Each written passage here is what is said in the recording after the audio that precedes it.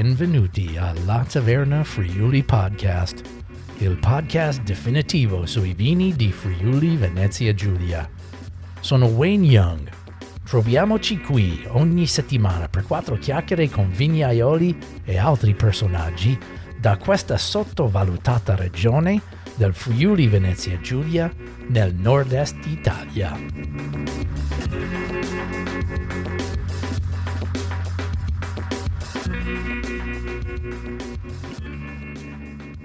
Salve amici di Vini Friulani, bentornati alla taverna. Sono il tuo amico Wayne Young e oggi ho un produttore di Savorniano del Torre, Marco Sala. Ho passato un paio di ore veramente squisite sul terrazzo di Marco un paio di mesi fa. Un panorama mozzafiato. Mi ha fatto vedere anche i suoi vignetti di Monte della Guardia. Abbiamo passato un po' di tempo parlando di vita, di vino, di tutto quanto e finalmente recentemente sono riuscito di portarlo nello studio nel Tasting Academy di Colli Orientali e abbiamo fatto questa conversazione. Abbiamo parlato di tante diverse cose. Mi è piaciuto tantissimo la sua modo di aprirsi. È parlato molto francamente, molto forte, soprattutto del mondo di vini naturali. Però forse la cosa che mi è piaciuto di più era alla fine lui veramente ha cominciato di aprirsi. È stato un fine molto profondo, emozionale, soddisfacente per me di sentire un po' i sentimenti di Marco, non solo di vino ma della vita. E allora voglio lasciarti questo regalo per Natale. Voglio mandare buone feste, Merry Christmas a tutti i miei ascoltatori, amici, produttori, tutti che sono vicino allo podcast in tutto il mondo. 2025 è stata un'annata di grandissima crescita per questo piccolo podcast, grandissime soddisfazioni quando ho guardato il mio Spotify Wrapped per il podcast di quest'anno. E allora voglio ringraziare tutti voi.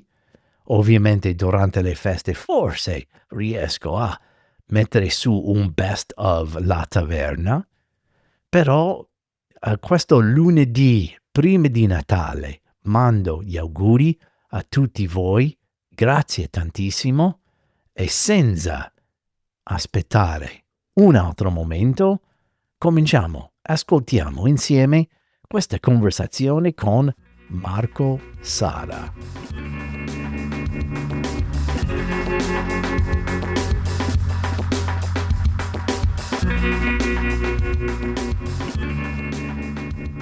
Ok, Marco, grazie tantissimo per essere qui con noi. Oggi è stato veramente un piacere, finalmente che siamo trovati. Prima di cominciare hai fatto questa idea che mi è piaciuto tantissimo, che tu cerchi di trovare un equilibrio tra lavoro e famiglia e tempo libero. È difficile trovare questo tipo di equilibrio nel mondo di un produttore del vino?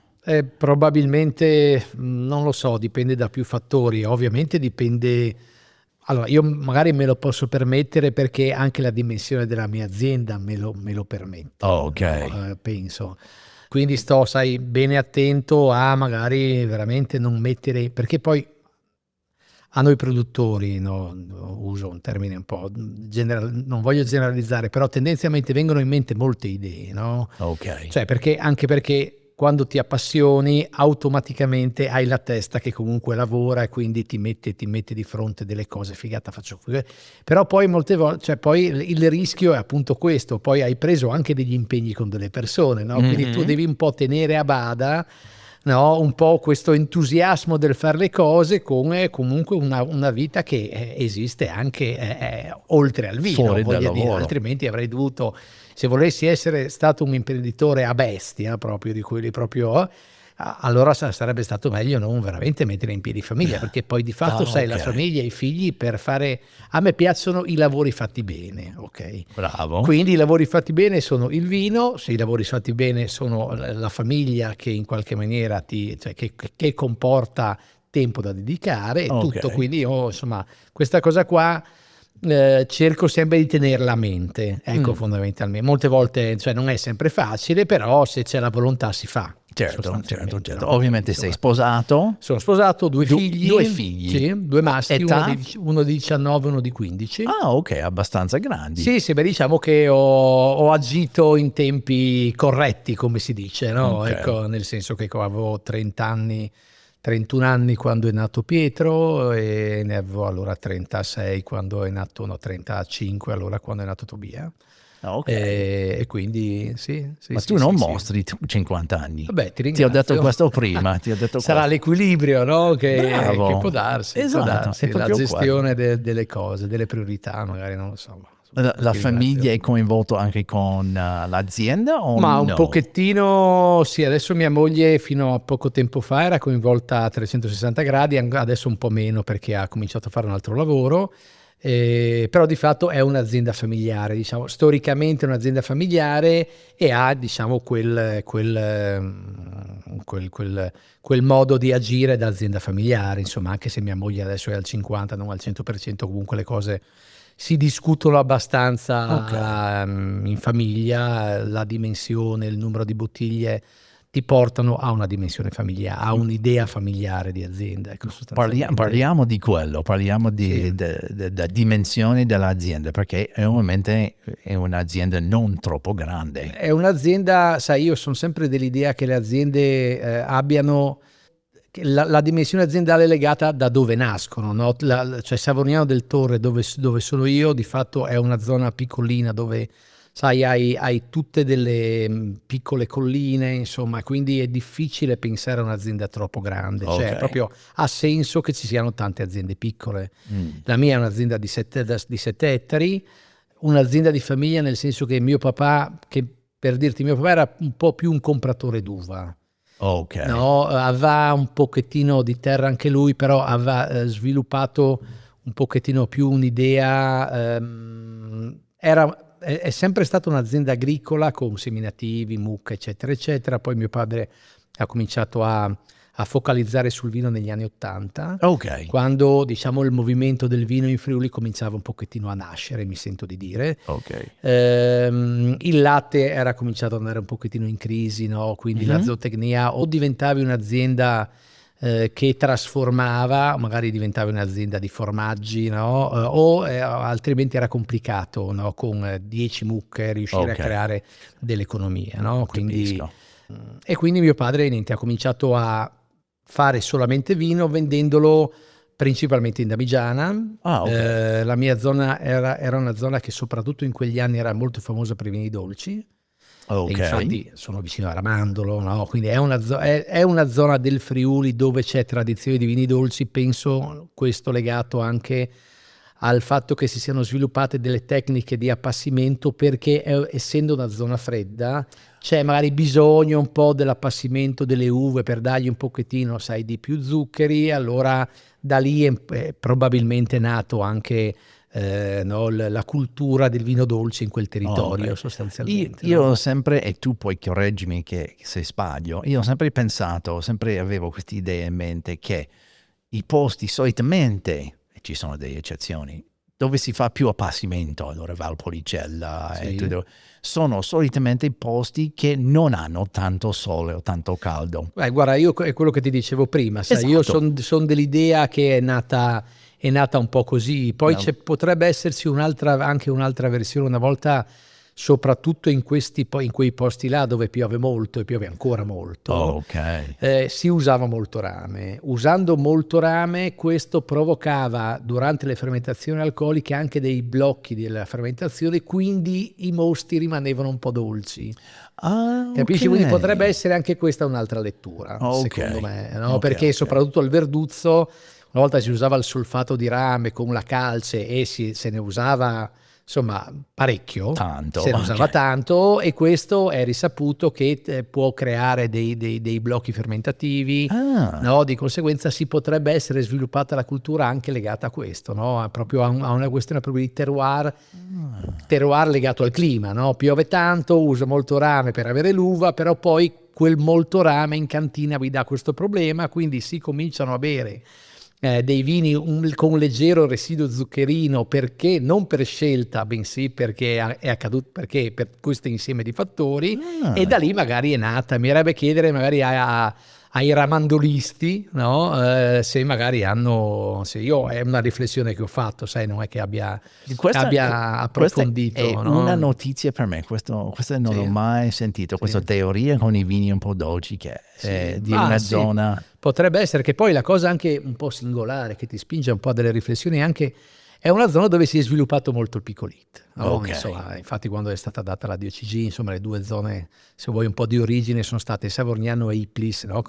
Ed è una zona che effettivamente, essendo molto piovosa, c'è più apporto floreale, quindi dovrebbe essere il contrario, cioè teoricamente di solito allora si sviluppa una cultura di una varietà quando la natura te la rende più facile da fare, esatto, come idea, no? solitamente, Sì, esatto. certo, però questo va un po' contro, no, il fatto che l'aborto floreale Rende più no, difficile. rende più difficile ed è più frequente nelle zone dove c'è un po' di più contrasto, no? Cioè tendenzialmente l'aborto floreale viene quando hai delle escursioni termiche un po' forti durante la fioritura, Ok, e noi abbiamo le Prealpi Giulie dietro e le zone, noi abbiamo questa bassa friulana, no? Che arriva fino alle nostre colline, poi le Prealpi Giulie, e quindi è zona di temporali.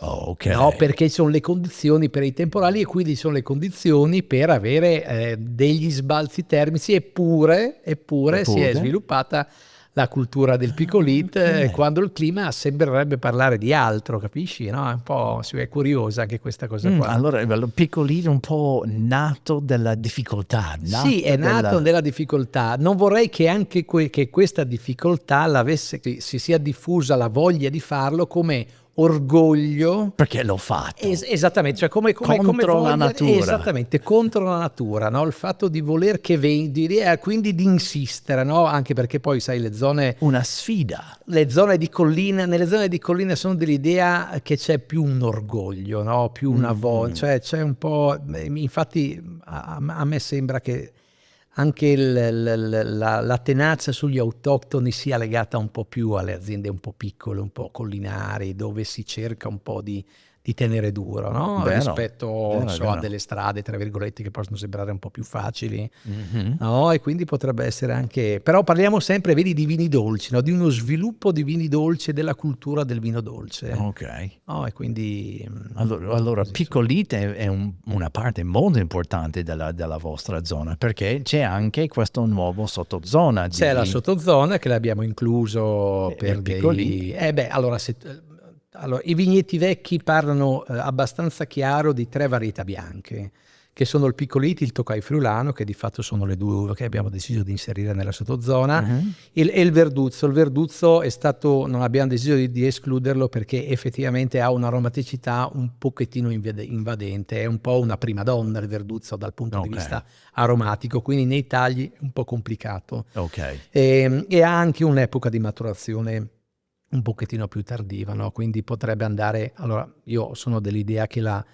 prima stanno insieme le varietà e meglio è, quindi riuscire anche nel taglio del Ah, ok. Savorniano a vendemmiare nello stesso momento e a mandarli proprio impressi nello stesso momento, penso sia una cosa migliore rispetto a vinificarlo in maniera separata, magari come nel caso del Verduzzo, che magari dovresti vinificarlo una settimana dopo, perché ha un'epoca differente. Quindi, e invece nei rossi, tornando allora, quindi c'è questi 3 vitigni che sono proprio padroni dei vecchi vigneti, quindi Ok, di fatto rappresentano un po' la storia bianca del territorio. certo. E invece nei vini rossi, nelle uve rosse, non so dirti che logica abbia, perché si trova dal Gamay alla Franconia, ai Refoschi, al Merlot, allo Schioppettino, Su insomma da c'è voi. molta più roba.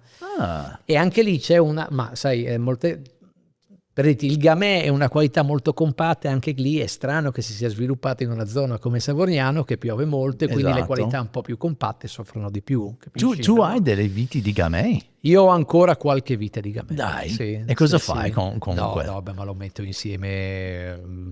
Lo penso di metterlo, boh, ne ho veramente poche, però penso perché ha un quadro aromatico che potrebbe, il vitigno che può avere la stessa beva è lo schioppettino. Certo, No? e tu fai anche Io schioppettino. faccio lo schioppettino, a me piace molto lo schioppettino perché penso che possa essere un rosso, siccome con i 1800 mm d'acqua all'anno non possiamo pretendere struttura.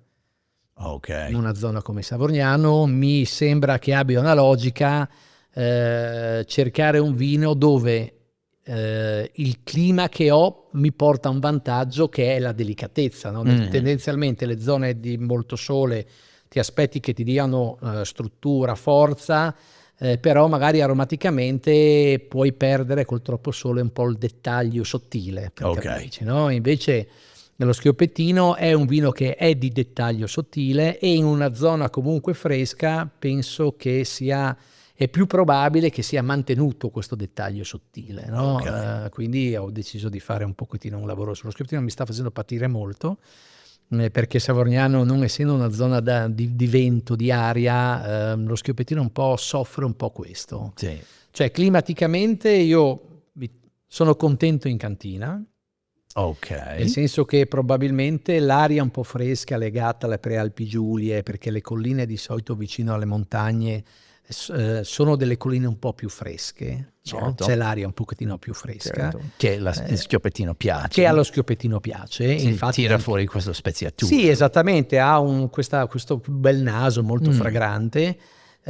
Quindi mi piace dal punto di vista organolettico come viene, però diciamo che subisco un po' quelle che sono un po' le rognette dello schioppettino, che ha un pochettino di virosi, soprattutto gli impianti vecchi, e quindi queste virosi in un ambiente come Savorniano gli vengono fuori spesso perché probabilmente la pianta rimane un pochettino bagnata per più tempo perché non c'è aria, quindi le fioriture sono un pochettino più rognose, insomma diciamo che è un vitigno che effettivamente è una pianta che effettivamente non viene bene dappertutto, cioè non sta bene dappertutto, c'è una pianta delicata e probabilmente per quello non si è diffusa, sai, come altre varietà. Come il Refosco. Esattamente. Esatto. Refosco è un pochettino, sì, secondo me è più rustica in senso, cioè è una più pianta resistente, sì, più un pochettino robusto. un po' più robusta, no? Anche i merlot ci sono diffusi dappertutto perché probabilmente riescono a portare a casa un risultato, insomma, senza pretendere troppo. Esatto. Sostanzialmente. Torniamo un po' della storia dell'azienda e quando tu hai deciso di entrare, perché sì, abbiamo parlato del tuo papà che Sì. ha cominciato negli anni 80, hai detto? Ha cominciato negli anni 80 a fare solo vino. Ok. No? Sì, E sì, dopo io prime poi... bottiglie? No, allora io sono il primo imbottigliatore. Ah, tu sei il primo Sì, imbottigliatore. sì, Quando? no, e la mia prima bottiglia, allora senza etichetta 2000, che l'ho veduto un po'... allora mio papà è mancato nel 2000, quindi non è che io abbia scelto di entrare, io sono entrato perché così è andata. No? Ok. Io prima un pochettino lo aiutavo, però sai, quando poi tira la carretta qualcun altro, tu ti adegui, avevo 24-25 anni e alla fine... non avevo le idee chiarissime su cosa fare da grande, ti dico la verità. Ok. Ho sempre respirato azienda, ho sempre un po' aiutato, quindi di fatto, però non avevo ancora capito di avere la passione. Probabilmente poi la passione capisci se ce l'hai o se non ce l'hai quando tu sei messo davanti quando sei tu a decidere cosa fare, lì capisci se hai la passione o no. Quando è qualcun altro che decide, un po' ci si adegua fondamentalmente, no? Soprattutto a quell'età lì, no? E poi quindi mi ha aiutato molto, ho cominciato subito ad uscire, nel senso che ad andare in giro per le piccole fiere che cominciavano quegli anni, era 2003 è stata la prima fiera, diciamo, alternativa al Vinitaly in Italia, che era stata fatta in un centro sociale a Verona che si chiamava La Chimica, che era una fiera che era la mente ideatrice era Veronelli, che in quella fase era, diciamo, nella ultima fase della sua vita, infatti è mancato mi sembra nel 2004, e aveva portato praticamente nel mondo del vino un pochettino di idee, se vuoi, a quel tempo un po' rivoluzionarie, no? Dove si voleva portare un po'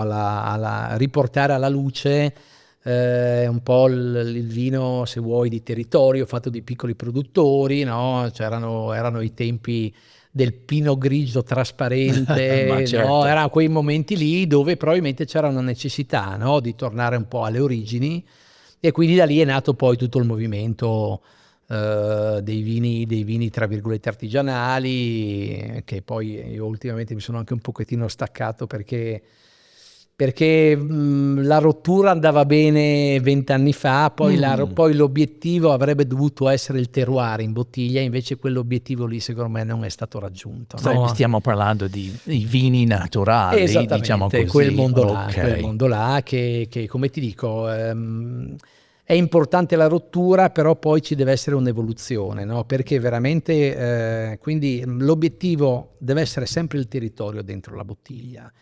E invece questo movimento ha creato un po', secondo me, ha creato un'estetica del vino naturale che effettivamente non ha risolto il problema, ecco, la sintetizzo così. Ok, non ha risolto il problema, no? Se prima esprimere il terroir. alla fine sì, perché combatteva un'idea di vino solo di tecnologia e di enologia, se vuoi, e ci poteva stare, perché molte volte se c'è troppa enologia, troppa tecnologia, ci si distacca dall'origine, che è fondamentalmente la parola terroir, ero lì, e di fatto è sentire l'origine, no? Se vuoi riassumerlo in poche parole. Però poi ha portato alla luce un'artigianalità che è nobile come parola, però poi alla fine, se poi questa artigianalità ti porta ad avere dei vini torbidi o ad avere dei vini che, perché non sono fatti bene, hanno degli odori, neanche lì non si sente il terroir, capisci? Allora quindi ha combattuto una cosa, però alla fine un po' di enologia serve per fare vino, perché altrimenti, capisci? Allora quindi si è un po' perso per strada, ecco, se posso usare almeno questa è la mia riflessione, perché come ti dico l'ho vissuto sin dall'inizio e quindi posso avere, se non altro, un pensiero a riguardo, no? Ma secondo te questo era uno degli obiettivi, tra virgolette, originali per i vini naturali? Diciamo che ma non so se ci fosse stato un vero e proprio obiettivo. L'obiettivo era tornare a un'artigianalità del vino. Ok, no? Quindi non è che avesse avuto... Lascia stare un po' queste industrie, prodotti ma aggiunti, insomma, sai, chimica. esattamente, no? Si buttava tutto dentro e diceva no, non va bene perché anche i lieviti selezionati rischiano di deviarti aromaticamente, che può essere vero, però poi perché venga fuori il territorio il lavoro va fatto bene. La fermentazione devi avere rigore nella fermentazione, devi avere rigore e devi avere chiari quali sono i paletti del vino e di quello che è l'alto del vino, capisci? Perché la parola artigianalità non basta. I vigneti devono essere messi nei posti giusti, perché le piante non si possono mettere, non è che puoi mettere delle piante in delle terre idromorfe e allora pensare che venga fuori il terroir da delle zone infelici e allora solamente perché in cantina tra virgolette non fai nulla perché la natura fa il suo corso. Sai, diciamo che è stata fatta un pochettino, secondo me, di confusione, no? Poi si sono veramente buttati dentro, passami il termine, un po' cani e porci, no? In questo mondo qua, perché è stato un mondo che sicuramente ha permesso alle piccole realtà di uscire, no? Perché come tutti sanno che anche le fiere Solvinitari ha dei costi, quindi sono create veramente tantissime piccole fiere, piccoli eventi, che questo sicuramente ha fatto bene. Però se tu prendi il movimento e un po', come dicevo prima, gli fai le pulci, secondo me una critica che è giusto farla è un po' questa, no? Che non ci sia stata, cioè c'è stata troppa libertà di azione. No? E la roba un po' grave è che sia il mondo della critica che anche in qualche modo il mercato gliel'ha fatta passare, capisci? No? Perché sono creati dei movimenti, sai, e quindi in qualche modo però se tu vai a noi produttori che abbiamo una capacità di analisi perché siamo dentro la materia, ripeto, non so se effettivamente abbia veramente fatto più bene o più male al mondo del vino. Ecco, questo non te lo so dire. non te lo so dire. Una delle cose che io l'ho sentito di un amico che insegna ad un istituto, non lo dico perché non voglio mettermi nei guai, ma è immagino. che lui ha sentito un altro professore che ha detto a questi studenti che se il vino non ha difetti non è un vero vino. Questa è una roba gravissima. Gravissima. Molto grave. Sì. Questa è Per molto lui grave. se il vino non ha difetti non è vero. Ma sono scorciatoie del cervello queste. Non puoi dire Sono una roba d'accordo del con genere. te. Ma non esiste che cioè, è una semplificazione delle cose, no? Non puoi dire che l'enologia, in quel mondo lì, l'enologia è sempre considerata un po' in quel mondo un po', se vuoi, estremo, perché poi insomma è sbagliato anche, non vorrei, perché anche lì sono dei produttori molto bravi, dei produttori, insomma, quello è un dato di fatto, però io do un giudizio come movimento, e i movimenti dovrebbero far evolvere una cosa, no? Cioè dovrebbero inserire un parere critico che in qualche modo mette in discussione per crescere, per fare degli step in avanti, sostanzialmente, no? Almeno quello dovrebbe essere i movimenti. E questo, ripeto, non lo so, mi sembra un po'... sì, io mi sono, come ti dicevo, un po' staccato per queste ragioni qua, perché ancora si beve sporco, ancora... Cioè, voglio dire, bere torbido o bere sporco è facilissimo farlo. È una cazzata farlo, cioè voglio dire, no? Quindi per quello non c'è evoluzione, perché non è la strada più difficile. È molte volte la strada più facile. Il rigore è una cosa molto più complicata. Ma certo. Tirare fuori dei dettagli sottili dei vini che necessitano un percorso che deve avere il vino, partendo dai vigneti migliori fino ad arrivare, passando a una vinificazione rigorosa, lasciando i vini in cantina per il tempo che devono lasciare, necessita di attenzione costante.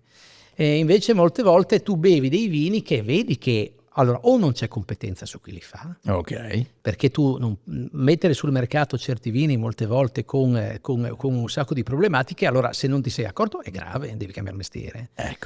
Se lo fai invece perché il contenitore che si chiama naturale te lo permette, è grave. Perché tu usi una parola nobile come la natura per giustificare. Questo è molto grave, secondo me. Questo è molto grave. Questo vuol dire che non hai rispetto per la parola natura, secondo me. Sotto un certo punto. Parole forte. Ma certo che è forte, ma scusi, ma la parola natura ha bisogno di rispetto, e non è che un vino sporco è un vino naturale, è una cazzata galattica questa cosa qua.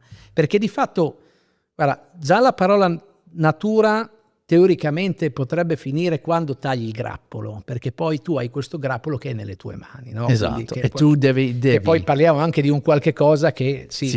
tu devi portare. Ma alla fine, sai, poi hai un qualche cosa in mano che ha bisogno di rigore, perché poi altrimenti cioè le ossidazioni, manca un po' nei casi estremi. Io, come ripeto, è giusto, è sbagliato generalizzare sempre, no? Allora mi hai toccato un po' nel vivo nell'argomento dei vini naturali, quindi io insomma ti butto giù tutte le riflessioni sperando che non si offenda nessuno di quelli che lavorano bene, no? Io parlo del movimento, un po' di quello che non ha funzionato nel movimento fondamentalmente, no? E quindi insomma Ma anche io ricordo Damian Poversic una volta mi ha detto che il percorso naturale per un vino è accetto. Ma sì, alla fine, quindi di cosa stiamo parlando? Cioè, voglio dire, e tu devi evitare quel percorso, tu devi in qualche modo aiutare il vino di andare verso il vino e non verso l'accetto. Il vino deve essere piacevole per tornarti a far bere un secondo bicchiere. Bravo. No? Ok, punto. No? Quindi il fatto che molte volte i vini abbiano bisogno di questa storia da raccontare, che è sbagliato. Cioè il vino deve essere prima lui che ti fa venire voglia di riberlo.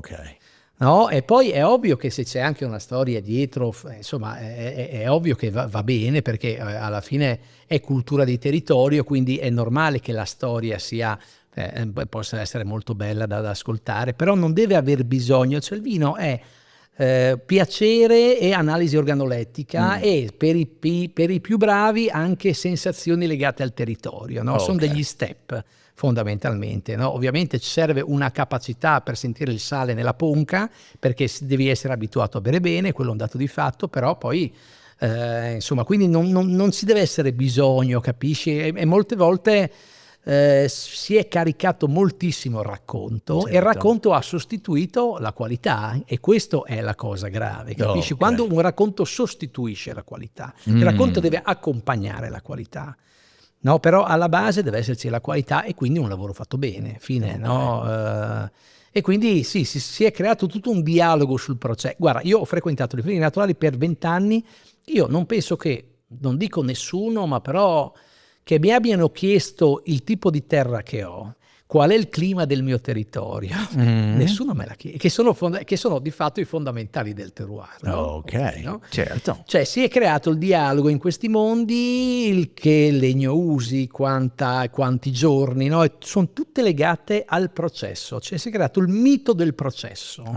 Quando un vino del terroir non ha bisogno del mito del processo, anzi il processo accompagna l'origine, è l'origine la figata, non il processo. E invece sono invertiti i ruoli in questo mondo. Accompagnare è proprio la parola che cercavo prima. Devi accompagnare questo prodotto di andare verso la qualità, verso le sensazioni, cioè secondo me ma io penso che il produttore di vino deve avere la sensibilità del capire che è più importante il territorio che la sua idea di vino. Si sono invertite queste due cose qua, no? È ovvio che il vino è fatto dall'uomo e quindi una parte dell'uomo è presente nel vino. È indiscutibile. Sì, esatto. Bene. I produttori, secondo me, più bravi sono coloro che mettono in parte loro stessi, ma non perché semplicemente il terroir è più forte perché non ha limiti di età. Cioè fondamentalmente tu sarai sempre inferiore a delle sensazioni di territorio, tu devi essere bravo ad accompagnarle, però quando tu vuoi che marchi la tua idea cominci ad allontanarti dal concetto di terroir.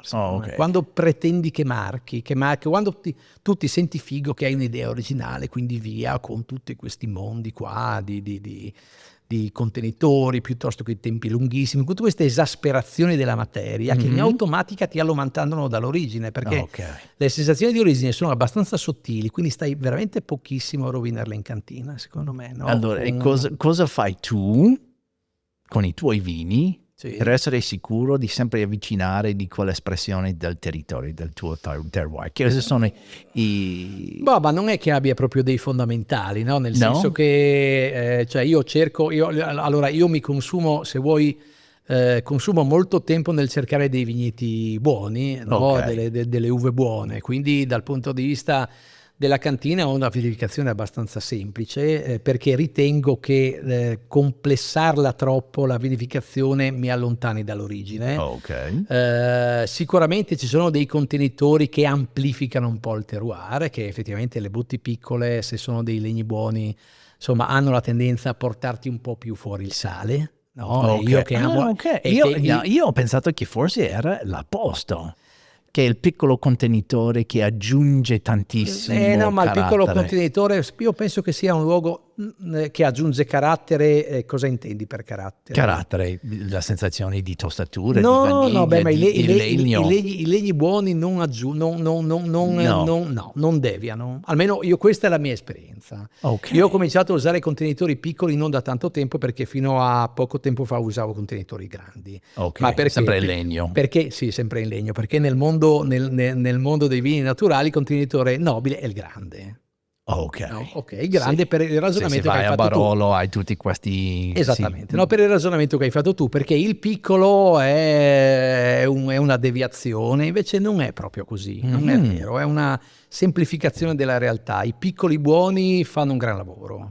Assolutamente. Secondo te con questi piccoli contenitori tu riesci a riflettere più il carattere della zona? Il fatto che mi tiri fuori un pochettino di più il sale è una cosa per me nobile. No, perché secondo me io non amo le acidità un po' dure, un po' crude, Ok. che sono molte volte la caratteristica un po' del mondo dei bianchi, no? Molte volte c'è questo voglia di verticalità nei vini, Ok. no? Ok. Anche con delle acidità che non sono proprio nobilissime, come sono le acidità, insomma, maliche, che sono delle acidità un pochettino dure, crude. Ok. Adoro la ponca perché invece di avere acidità hai salinità, che è una sensazione acida più nobile e più dolce sostanzialmente, no? E quindi un contenitore appunto che me la esalta è un qualche cosa che mi fa venire fuori una nobiltà del territorio, secondo il mio punto di vista, ovviamente, no? E questo lo sto trovando, io sto lavorando con i piccoli da 3 anni, ovviamente nel vino in una punta di collina, insomma, dove faccio più un lavoro, se vuoi, di cercare un po' il sale, no? Sostanzialmente. Ok. E così, e quindi è quello che cerco di fare. Insomma. Allora, correggimi se sbaglio, sembra che tu fai malolatica. Io faccio la malolatica in questo vino, Tutti, non in tutti bianchi i vini. e rossi? Non in tutti i vini. No, I rossi sì. Beh, ovviamente i rossi sì. Fare. No, gli altri bianchi faccio i vini, tra virgolette, da frutto, no? Cerco di fare vini da frutto, dove quando delle terre un po' migliori faccio il Monte della Guardia, che è questo mio luogo, insomma, un pochettino dove mi hai più portato alto, dove su. ti ho portato sopra, Esatto. no? Dove ho la terra un pochettino più Parliamo buona, no? anche di quello. E invece i vini invece poi rispecchiano un'azienda classica del territorio friulano, dove c'è un po' la tendenza a fare dei vini di frutto, varietali, dove non vado a cercare altre cose se non il frutto sostanzialmente. No? Quando si parla di vini di frutto, un vino che rispecchia il varietà? Tendenzialmente, almeno io ho questo modo, l'avevo letto in un libro di un enologo francese, io no? Questa divisione tra vini di frutto e vini di terra, insomma, così è un mio modo per dividere, sai? Allora, frutto nel senso che secondo me il varietale nel vino è sono un po' le elementari, no? Cioè elementari nel senso che comunque è l'ABC di un vino fondamentalmente, no? Certo. Quando tu senti che quel vino lì ha le caratteristiche classiche del Tokai friulano, fine della storia, non vai a cercare altre cose. E mi sento di dire che noi abbiamo questa cultura del bere in Friuli. No? Cioè tendenzialmente tu vai nell'osteria, prendi un Merlot, prendi un Tokai e vai a cercare quelle che sono le caratteristiche, i primari fondamentalmente, no? E questo è tradizione nostra, no? Per quello io i vini li faccio praticamente in questo modo qua, nel senso che con l'idea, con un qualche cosa che rispecchia anche il mio territorio, perché nella mia zona tendenzialmente si beve in questa maniera qua, no? Quindi mi adeguo a quello che di fatto è il vino da sempre. No? Il Monte della Guardia cerca di fare un passo, no, faccio 2 vini che cercano di fare, di approfondire la materia, passami il termine. Uno con un po' di muffa nobile, quindi faccio un vino che ha un'idea di terroir legato al clima. Io sono in una zona molto umida, no? E quindi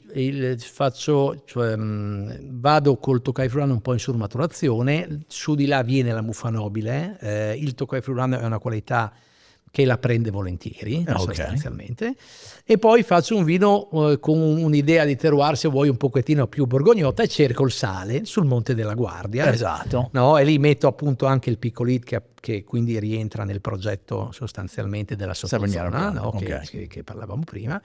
E quindi questa è un po' la mia idea di territorio, no? Nei vini tra virgolette di frutto, legato alla tradizione, no? A come si beve in Friuli, e che cercando di andare, di fare un passino più in là, facendo praticamente i vini legati un po' a delle condizioni climatiche, quindi facendogli fare le medie e le superiori, almeno quello è l'obiettivo fondamentalmente, no?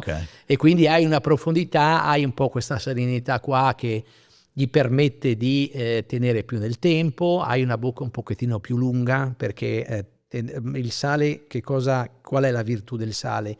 Che prende il frutto praticamente di centro bocca e un pochettino te lo tira, no? Te lo allunga un pochettino in bocca. Gli faccio fare la malolatica perché lo complessa un po', ovviamente rischiando grosso, perché toccai con la malolatica, insomma mi incasino la vita, lo so benissimo, però mi sembra, mi sembra che un vino alto sia giusto, un vino alto bianco sia giusto faccia anche la malolatica, insomma questa è un po' la mia idea. Mi piace tantissimo perché spesso, molto spesso trovo questo fil rouge tra i vini, soprattutto delle colline sulla Ponca, di questa sensazione di salinità. No? Questa è la sapidità. nostra, sì, è una No. nostra caratteristica. E tu sei molto mirato su quel carattere lì. Tu vuoi trovare quella sensazione nei tuoi Guarda, vini. io penso a me veramente se si facesse, scusi, un po' una zonazione dei territori sarebbe un passo avanti, solo che non si farà mai, no? Alla fine, nel senso che esistono delle terre di serie A, delle terre di serie B. Ok. È così. Ok. Nessuno ha il coraggio di farlo da nessuna parte, perché tutti ci chiamiamo colli orientali, tutti ci chiamiamo colio, no? Però se si riuscisse a fare questo passo sarebbe un gran passo, secondo me. Secondo me torna di quel concetto che hai detto prima, che è orgoglio. Sì, può Nessuno darsi. vuole dire, ma cosa dire che la mia è un terra di serie B? No, ma infatti non verrà mai fatta perché non verrà mai fatta. Non verrà mai fatta. Ma no, però si farebbe un passo avanti perché esiste, cioè voglio dire, è palese nel bicchiere che sono delle terre un po' più vocate e delle terre un po' meno vocate, cioè non è che sia, voglio dire, ma alla fine sì, il sale non lo trovi dappertutto. No. No, ed è l'area della Ponca è una figata perché parte da Nimis, cavolo, e va fino alla valle di Vipaco, quindi è un areale anche che va, c'è la Broda, c'è un bel arealone, quindi potresti fare un progetto alto anche da proporre al mercato, quindi non delle nicchiette qua e là a macchia di leopardo dove poi è difficilissimo avere degli sbocchi. Cioè io ho notato che l'alto poi se non è supportato, no, da un lavoro fatto del territorio sull'alto, e poi quando tu esci sul mercato con questi vini qua che ovviamente devono uscire a dei prezzi adeguati per le pendenze, quanta uva fa la Ponca, no? È difficile perché non sei supportato da un progetto tra virgolette comune, no? Ok. Perché sei colli orientali, e colli orientali, per dirti colli orientali come potrebbe essere Colio, no? Hanno sia terre di un certo tipo, però è tutta ad hoc, cioè non c'è nessuna che capisci, no? E quindi diventa un po' più difficile. Ecco, potrebbe essere che con il tempo e con la conoscenza dei produttori si dice ok, questi 3 produttori sono tutti di Colio o Colli orientali, però si vede questi 2 hanno una marcia in più rispetto del terzo, e allora ma chi lo dice? Ma deve essere o il consumatore. Sì, sai cosa servirebbe? Servirebbe una critica severa che non c'è. Ok. Cioè io sono dell'idea che le critiche... I giornalisti non bastano. Ma io non lo so. Le guide non bastano. Leggendo le guide non mi sembra che... che loro... Bah, insomma accontentano un po' tutti, no? Perché hanno altri obiettivi probabilmente, non lo so. Guarda, però non mi sembra che sia una critica severa la guida attualmente, almeno su quello che dico io, no? Quindi non so dirti chi servirebbe, però sicuramente cioè noi dobbiamo fare il nostro mestiere, non possiamo noi produttori essere critici di noi stessi, cioè noi abbiamo un mestiere, fare vino, punto. Esatto. Okay. Sono chi ha altri mestieri che critica un lavoro, come nel cinema, come in tantissime cose, come nella musica, cioè è normale che sia così. Ok. No? Quello che potrebbe fare un passo potrebbe essere questo, no? Delle critiche severe che bastonano quando è giusto bastonare, e che portano un pochettino più su quando è giusto portare su, capisci? E invece un po' questo a mio modo di vedere un po' manca, no? Almeno non... Mi viene in mente l'organizzazione del Refosco di Faedis, no? Perché loro si mettono insieme, bevono insieme tutto il loro vino. Stiamo parlando di una mancina di produttori di questo. Certo. E se tu non arrivi a un certo livello di qualità, non puoi entrare dentro. Dentro il... certo. Questa è alla cecca. Questo è... questo è un passo. Un passo avanti, dicendo questo non rispecchia la qualità che noi vogliamo promuovere. Potrebbe essere una cosa così. Certo che potrebbe essere una cosa. Certo. Beh, parliamo in questo modo che stiamo entrando in questo argomento del Savorniano bianco.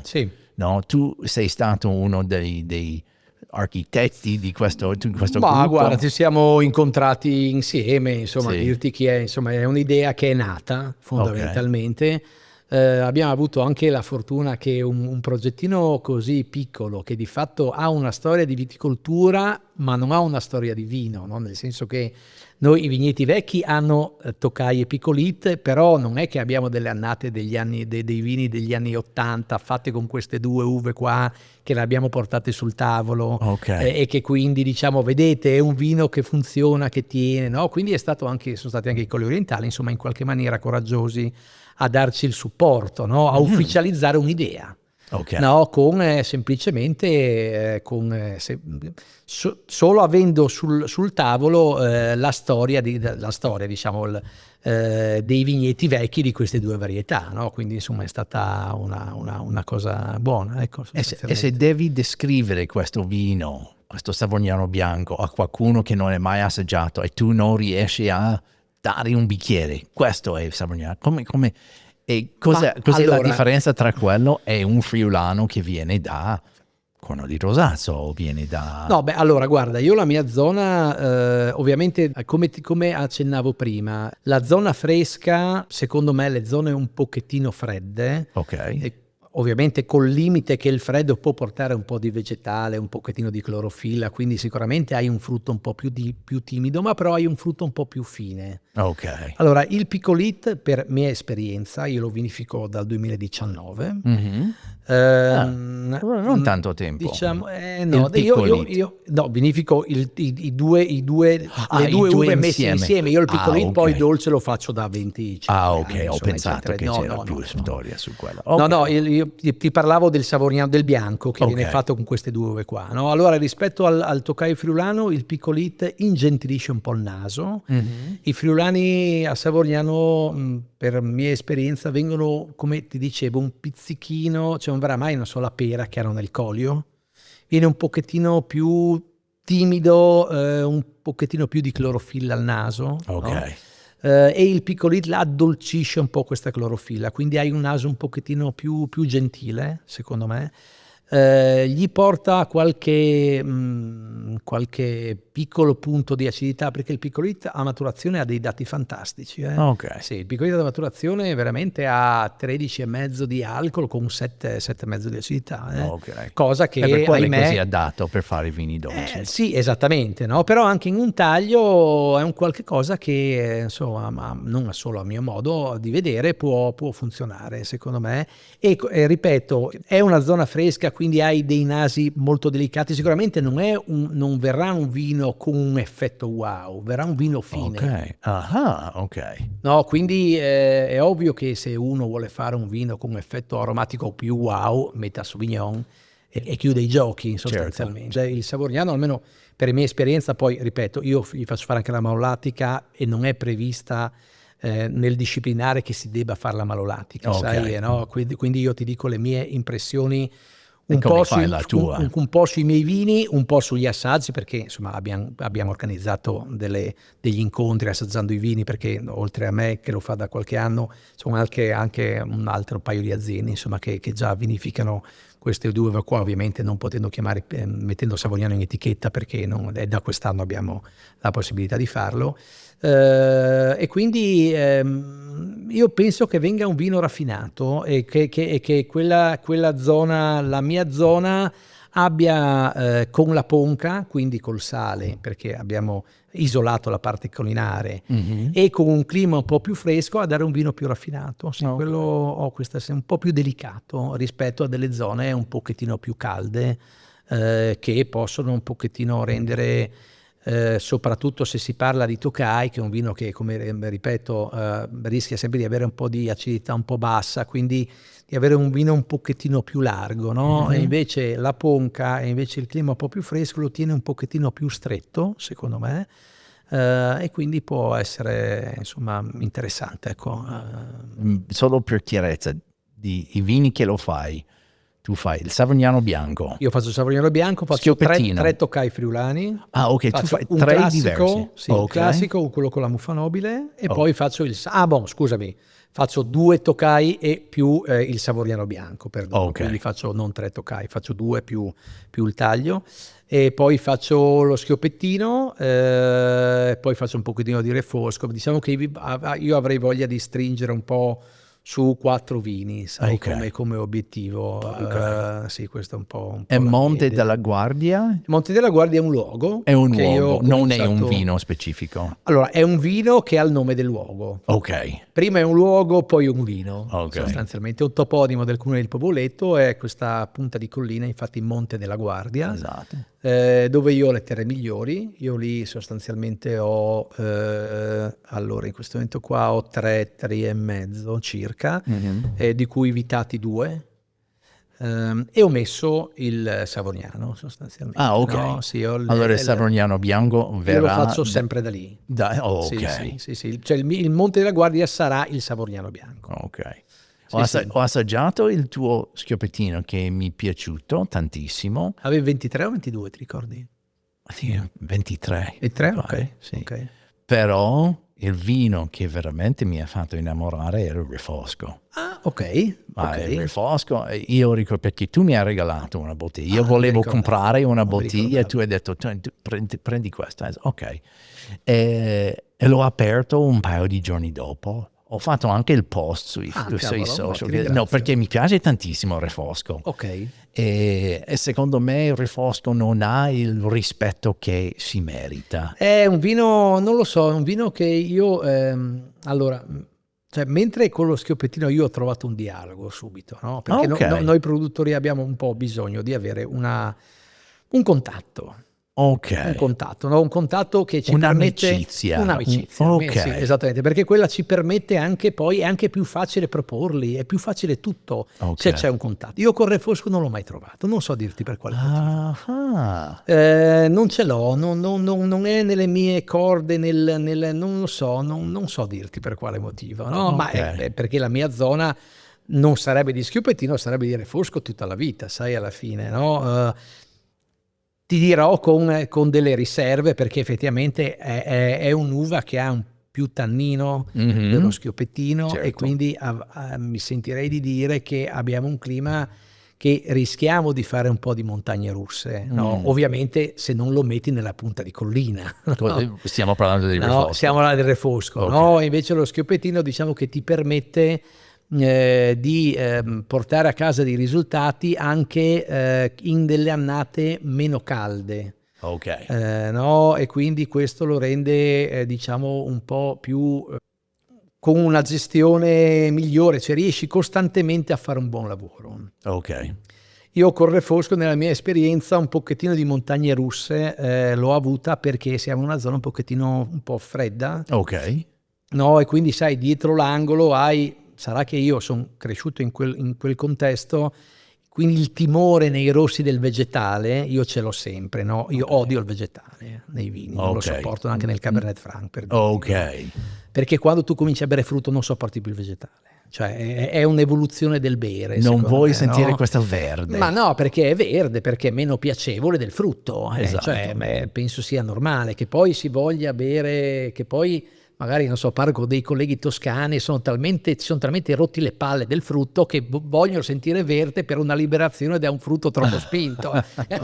È tutto relativo, ovviamente. La maledizione, no? Di una zona caldissima. Esattamente, no? La zona calda, dico, che figata Cabernet Franc, che figata. Quando poi io gli faccio assaggiare qualche vino mio che magari ha un pizzichino di volatile, perché capita certe volte, e mi dicono che figata la volatile che rinfresca la bocca. Vedi? Io invece io sono terrorizzato dalla volatile perché, avendo un frutto timido, essendo al nord, la volatile ti mangia ancora, la volatile, quella è la rogna della volatile, che ti asciuga la bocca dal frutto, quindi ti porta via il dolce. Esatto. In sostanza, esatto. No? Allora io in quella zona non mi posso permettere volatile, capisci? Che è veramente una brutta bestia. No? Ovviamente il volatile è una di quelle cose che è benvenuta nelle zone molto calde. Beh, certo. Perché è l'unico modo per cercare freschezza. Io nel picolit che lo metto in appassimento 2 mesi e mezzo, che ho estratto, insomma ho 42 di estratto, effettivamente se non avessi 1,2, 1,4 di volatile sarebbe veramente una caramella mue, cioè sarebbe veramente insopportabile. Invece la volatile te lo rende molto più agile, sai, eccetera, eccetera. No? E quindi, però invece sui vini rossi sono esattamente il contrario, su di là. Bravo. Sono esattamente il contrario. No? Ma questo è uno dei, tornando un po' per un attimo in quell'argomento dei vini naturali, Ci sono due cose dei vini naturali che io non sopporto: volatile alto immagino, e certo. Brettanomyces. Ah, boh, sì. Però ci sono certi produttori che per loro questi sono carattere.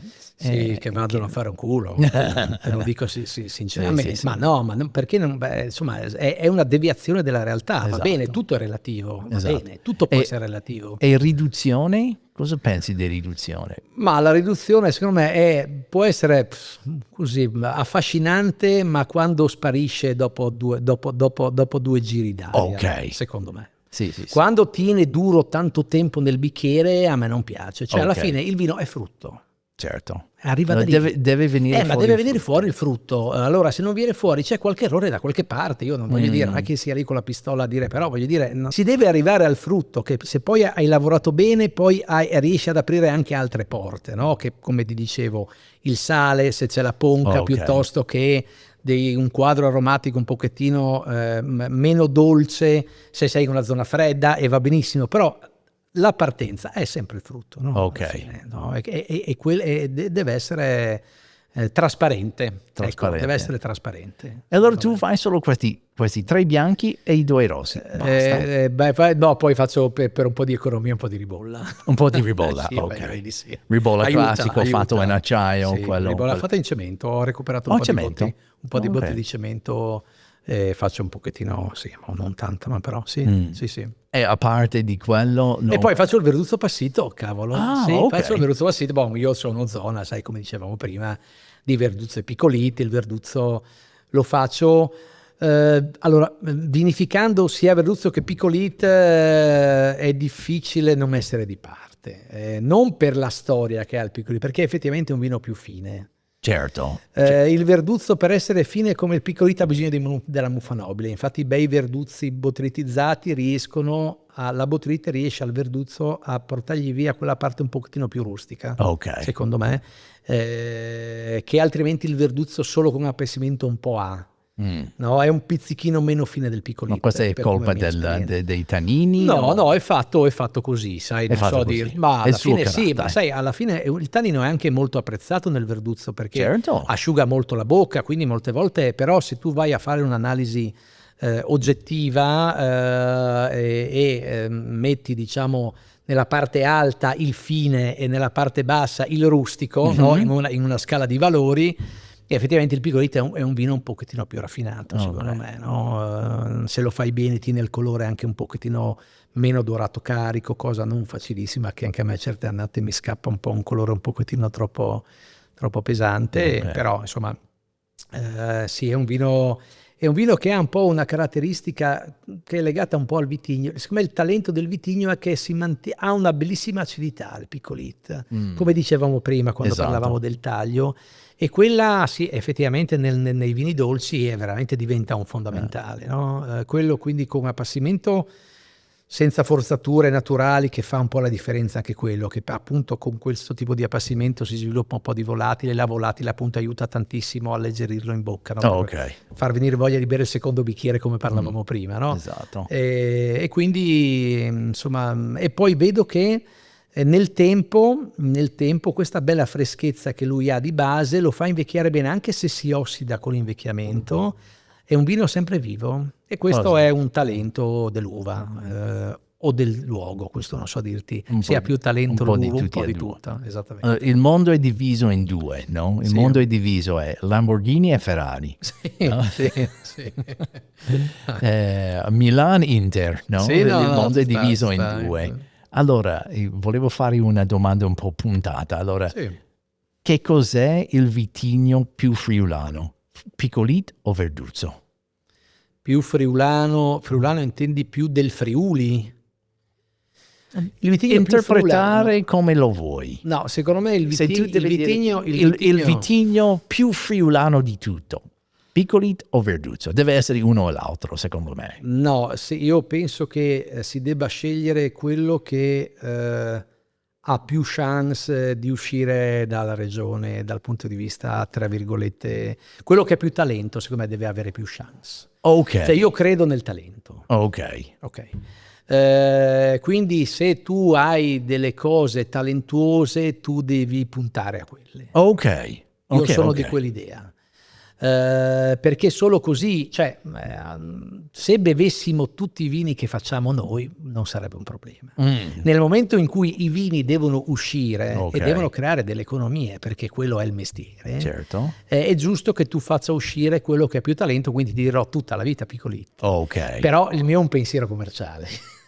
Esatto. Il mio è un pensiero Che commerciale. è un ragionamento validissimo. Ma secondo me, sai, alla fine non è che facciamo vino, come ti dicevo prima, cioè sono dei lavori, sono delle economie che poi il rischio del reputare questo mio ragionamento avido, se vuoi una parola forte, no? Molto forte, sì. No, è che cioè, non vivi di principi, cioè vivi di principi che sviluppano economia. Certo. Cioè devi sviluppare economia, perché altrimenti la zona, tu puoi avere 1000 principi però muore. Certo. Capisci? Cioè dobbiamo far andare insieme le due cose, no? Principi, etica, economia, tutto deve andare al posto giusto. Allora la Forse ragione quando sono stato da te abbiamo parlato di questa idea di sostenibilità, che non è solo sostenibilità dell'ambiente, ma anche sostenibilità economica. Perché tu puoi fare quello che vuoi nel mondo, tu hai dei principi tutto quanto altissimi, però alla fin fine se non rende, ma sai, non si può stare in piedi. Ma no. Per quello penso che il talento riesca più ad andare più avanti, capisci? No? Non voglio adesso snobbare il Verduzzo, però nel confronto, per mia esperienza, il piccolino ne ha di più. Ok. Però il mondo è difficile con i vini dolci. Adesso siamo sotto Natale. Però tu mi hai fatto una domanda solamente sui due vini dolci, sì. Quindi insomma mi hai messo alle strette.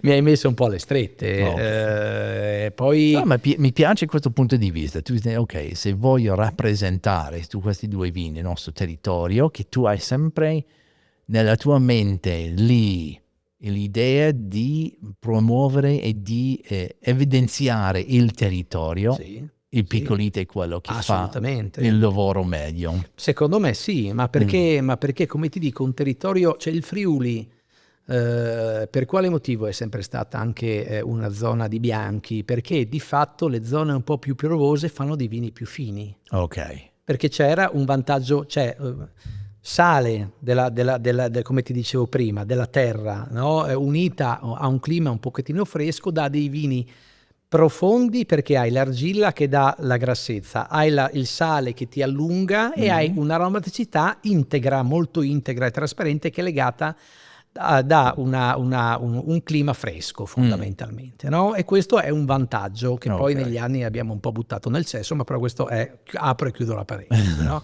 E quindi alla fine il picolit, perché picolit? Perché il picolit, essendo fine, in un ambiente come il Friuli, può rendere ancora di più, capisci? Perché parti già con un talento di finezza e non di potenza o di forza, no? Esatto. Talenti che magari possono essere valorizzati più in dei climi differenti da quello friulano sostanzialmente, no? E anche da lì un po' l'idea di metterlo dentro nel taglio del savognano, no? Abbiamo un clima secondo me di vini fini che è il nord, sostanzialmente, appunto perché abbiamo, se vuoi, un'aria un po' più fresca rispetto a certe aree un po' più calde, e le zone un po' più fresche mi sento di dire che aromaticamente per i vini bianchi riescono a dare dei dettagli più sottili. Passami il termine. Mi piace queste immagini di dettagli, no? Quasi come una fotografia, quando tu hai quella scelta di fare più definizione ma sai, la qualità è un insieme di dettagli. Certo, esatto. Cioè la così definizione, il focus di questi dettagli che mi piace tantissimo. E tu non giochi con viti internazionati, niente Merlot, allora niente io Sauvignon. faccio un pelino di Cabernet Franc, perché un pelino di Cabernet Franc lo faccio, però non come ti ho detto prima, non mi piace, guarda, perché ma quello, quando si parla ma hai veramente Cabernet Franc o Carmenere? Penso sia quello e quello insieme. Un po' di quello, un po' di quell'altro. Però ho l'idea di stringere un po' il cerchio, ci sto un po' lavorando, insomma, vediamo. Una domanda che volevo farti quando hai parlato di che non hai trovato con il Refosco, anche se il Refosco che lo fai mi piace tantissimo, però tu non hai trovato questo simbiosi. Esattamente, Esatto. no, questo...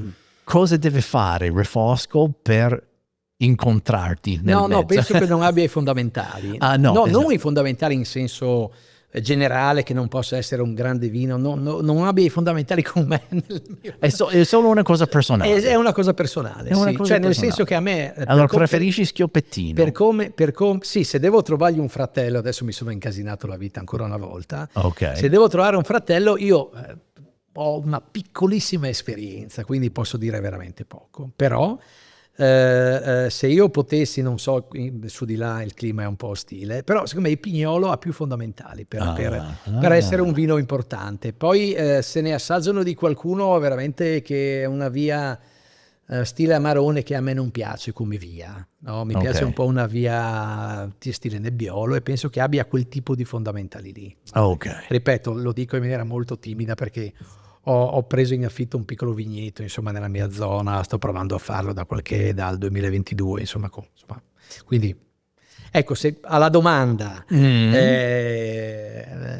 cosa vorresti affiancare allo schioppettino, se poi proprio devi affiancare un altro rosso, perché di fatto i colli orientali hanno tradizione anche rossista, no? Per certo, loro, certo. no?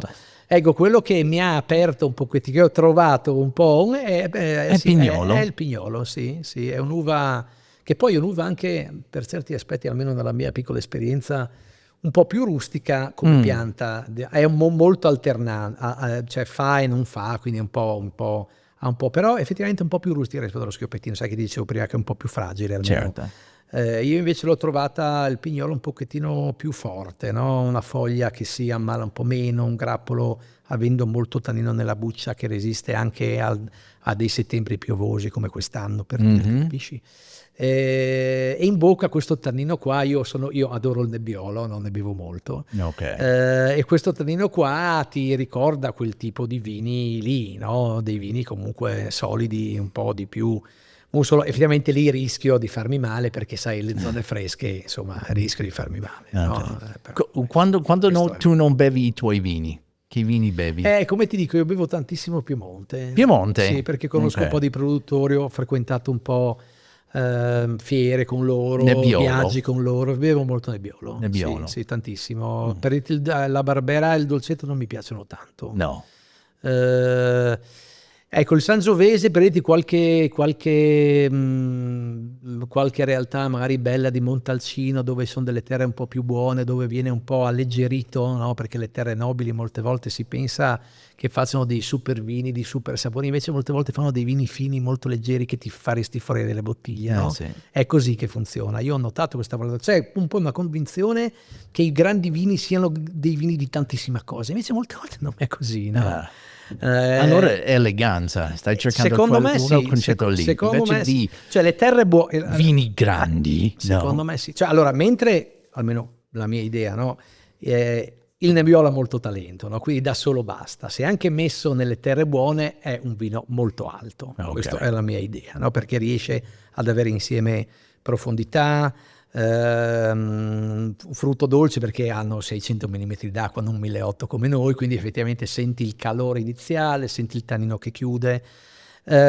Io al Sangiovese come vitigno non gli sento il talento del Nebbiolo, come mio punto di vista, però quando il Sangiovese gli metti il talento delle terre toscane buone, effettivamente viene molto buono. Certo, no? certo. Quindi sono un po' come idea di vino rosso. Sì, mi piace il Nebbiolo, ecco, sostanzialmente. E quindi cosa bevo? Non bevo tanti bianchi. Non bevi tanti bianchi? Non bevo tanti bianchi. Sei un rossista? No, sono un rossista. Sì. Ok. Sì. E cucini anche? Perché mi dà fastidio, come dicevo all'inizio forse, che il tiro un po' malico, un po' duro dei bianchi, che è un po', se vuoi, non dico la moda degli ultimi 20 anni, però si beve molto di questi vini qua un po' in tiro, tra virgolette, certo. E questa cosa qua mi mette un po' di difficoltà, cioè bevo il primo bicchiere e poi faccio un po' di fatica.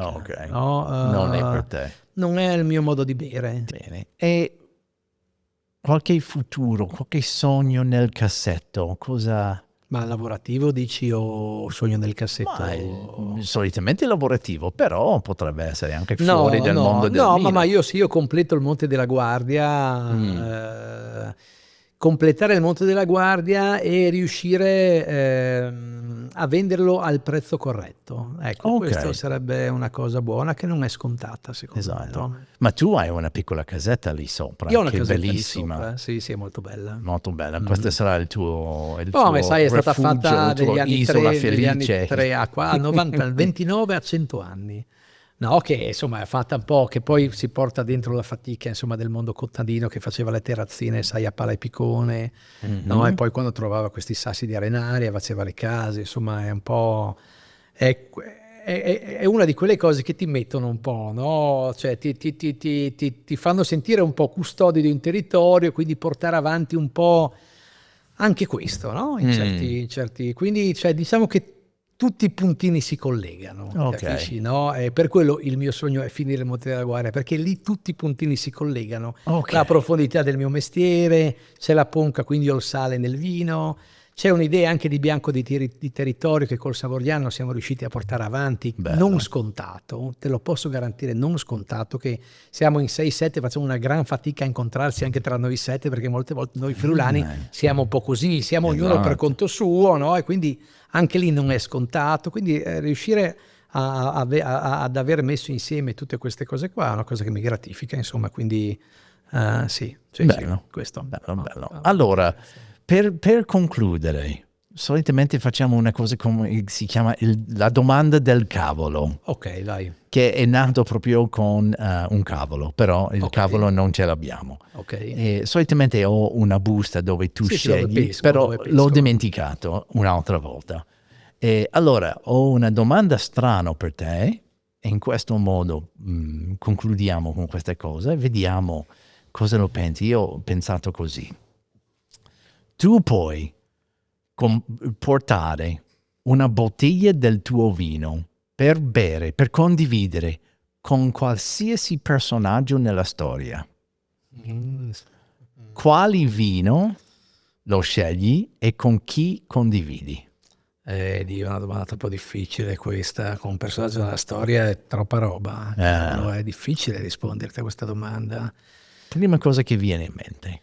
Prima cosa che mi viene in mente. Chi sarebbe una? Potrebbe essere anche un'attrice. No, è chiaro, no, è chiaro, è chiaro. Non diciamo niente alla tua moglie. No, chiaro. Ma allora guarda, io ti direi il Picolit, Il Picolit, ok. Sì. Una bottiglia del tuo Picolit. ci sta. Con? Una bottiglia del mio Picolit con, adesso mi cogli veramente impreparato. Una bottiglia di Picolit, no, ma perché sai, dirti un personaggio, un'attrice mi sembra una stupidaggine, ma perché? Perché non ho il mito di nessuno. Ok. No, il mito Cioè, di nessuno. non ho il mito di nessuno, nel senso che io per valutare una persona devo conoscerla, no? Quindi io potrei dirti qualsiasi figura e star, ma te lo direi a caso. Cioè a caso te direi, perché magari posso avere un legame, che ascoltavo la sua musica piuttosto che mi piaceva come, insomma, sì, è una domanda troppo, quindi andrei a una risposta molto semplice. Potrei dirti mio padre, semplicemente perché sono riuscito poco a costruire un rapporto. Ok. Ecco, quello ti direi che è una risposta che ha un motivo un pochettino più, un po', insomma, come dire, più mio. Ok. Perché darti una risposta diversa rischierei di essere un po' così, non so, un po' banale, superficiale, non so come dirti. Capisci? Quindi non è nelle mie corde buttarti giù un nome, sostanzialmente. No, allora, siccome mio padre è mancato che avevo 25 anni, era in un'età un po' conflittuale, no? E quindi in qualche maniera il Picolit, che ha fatto un pizzichino di strada, se vuoi, nel mio percorso, allora mi farebbe piacere che senta cosa ho fatto in questi 25 anni, che è di fatto il vino che mi può rappresentare. Ecco. Esatto. Sì. E secondo te, portando una bottiglia, l'ultima annata del tuo Picolit, per condividere con tuo padre, Sì. Sarà orgoglioso di te, il tuo padre? Sarà contento con non il so, lavoro che l'hai fatto? Dipende se si sia arreso nel giudicarmi continuamente, e anche in maniera, se vuoi, un po' sempre, non so se era un metodo alla vecchia di educare i figli, era sempre criticarli. Esatto. Classico, sempre criticarli, certo. perché era un modo, no? Di migliorare. Esattamente, quindi non so dirti che risposta potrebbe esserci. Allora, qualche difetto troverà. Assolutamente, molto probabile. Molto probabile. Bene. E tu hai usato questo per l'ultima domanda, perché è una cosa che mi è venuta in mente, che solo ho ricordato adesso. Hai parlato di questo voglia di produrre vino in un posto come Savognano per orgoglio. Sì. Esatto. Tu sei una persona orgogliosa? Sei orgoglioso di se stesso? No, ma orgoglioso, cioè nel senso, a me piace tenere duro sulle cose, essere coerente e portare avanti le idee, cioè partire e continuare a prescindere da quello che ti accade intorno, no? Questo può essere una forma ma orgoglio, forse orgoglio. No, non penso di essere un orgoglioso, e quindi ecco, sicuramente sono un po' permaloso, quindi automaticamente se sei un po' permaloso sei un po' orgoglioso. Ma sì, secondo me sì. Che, tra virgolette, no? Vanno mano a mano. Si vanno mano a mano, Esatto. esattamente, no? Quindi può darsi che sia un pizzichino orgoglioso, non lo so, dovresti chiedere a mia moglie queste cose qua. Non so, non sono in grado di farti questa. No, sono come si dice, usando una parola che viene usata adesso, sono un po' resiliente. No? Cioè, nel senso che comunque cioè, la scelta degli autoctoni è una scelta che comporta sacrificio, sai? Assolutamente. Alla fine, no? E quindi se non fossi un pochettino duro sul pezzo, avrei, tra virgolette, un po' inquinato questa mia idea, no? Quindi se cerco di tenere duro vuol dire che un pochettino di orgoglio comunque, che ce l'hai. Sì. Che poi vengo da una famiglia che mio papà faceva un po' di tutto, faceva dai vini autoctoni a non autoctoni, quindi penso di averlo un po' assorbito. Ecco, potrebbe essere che un po' un sentimento sui vini autoctoni provenga dal mondo dei vini naturali. No, quindi se prima dovevamo cercare un qualche cosa, no, magari di positivo che avevano fatto, magari hanno un po', avendo unito dei piccoli, hanno anche unito anche un sentimento magari di cercare di fare con le uve che di fatto hanno una logica, un senso nel territorio, no? Quello potrebbe essere, insomma, ecco. Okay, bene. Marco, grazie tantissimo. Grazie Abbiamo passato più di un'ora insieme, grazie tantissimo. Mi fa piacere, è stato un piacere. Ebbene, ci vediamo in giro. In un altro Se giro, non riesco a passare prima delle feste, ci sentiamo anche dopo. Grazie a te. Grazie Marco. Voglio ringraziarvi per essere qui alla Taverna. Non dimenticate di seguirci su Instagram alla Taverna Podcast, Facebook alla Taverna Friuli, e se ci ascolta su Spotify o Apple Podcast, lasciaci una recensione di 5 stelle.